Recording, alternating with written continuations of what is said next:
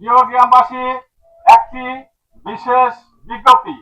আপনারা হয়তো অবগত আছেন, বেশ কিছুদিন যাবৎ পার্শ্ববর্তী রাষ্ট্র ভারত তাদের দেশের বাংলা ভাষাভাষীর লোককে জোরপূর্বক বাংলাদেশে প্রবেশ করানোর জন্য চেষ্টা চালিয়েছে। আমরা মধ্যেই বিভিন্ন সীমান্তে তাদের বাংলা ভাষাভাষীর লোককে সীমান্তে প্রবেশ করতে চেষ্টা করলেও আমাদের বাধার মুখে তারা সীমান্তে প্রবেশ করাতে পারেনি। আমরা সব সময় সতর্ক আছি। তাই সীমান্ত এলাকা যদি কোনো অপরিচিত লোক দেখেন, জরুরি ভিত্তিতে আমাদের সংবাদ প্রেরণ করুন।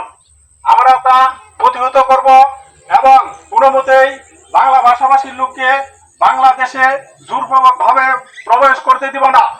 অতএব আমাদেরকে আপনারা সর্বাত্মক সাহায্য করুন।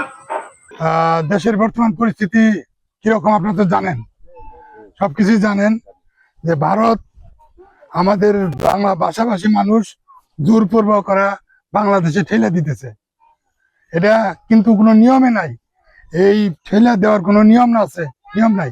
এটা সরকারি পর্যায়ে একটা উপরে পররাষ্ট্র মন্ত্রণালয় দিয়ে আলাপ আলোচনা করিয়া চিঠির মাধ্যমে আমাদের দেশের সরকারের সাথে ওই দেশের সরকারের আলাপ আলোচনার মাধ্যমে যদি ওনারা পাঠায় তাহলে সেটা ঠিক আছে, কিন্তু এইভাবে জোরপূর্বক সব লোক বাংলা ভাষাভাষীর লোক পাঠিয়ে দেবে, এটা আমরা গ্রহণ করতে পারবো না।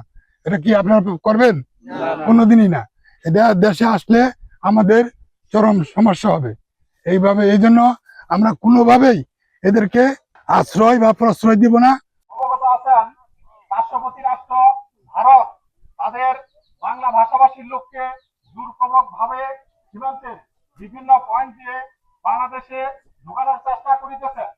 আমরা বিজিবি বাহিনী বাংলাদেশের বিভিন্ন সীমান্তে যেখানে তারা পুষিনের চেষ্টা করছে সেখানে আমরা পুশব্যাক করে দিচ্ছি। তারা কোনো মতেই পুষিনে সফলতা অর্জন করতে পারেনি। তাই আমাদের এই তাহা বিএপির দায়িত্বপূর্ণ এলাকা, আপনারা যদি বাংলা ভাষাভাষী কোন লোক সীমান্ত এলাকা দেখুন, জরুরি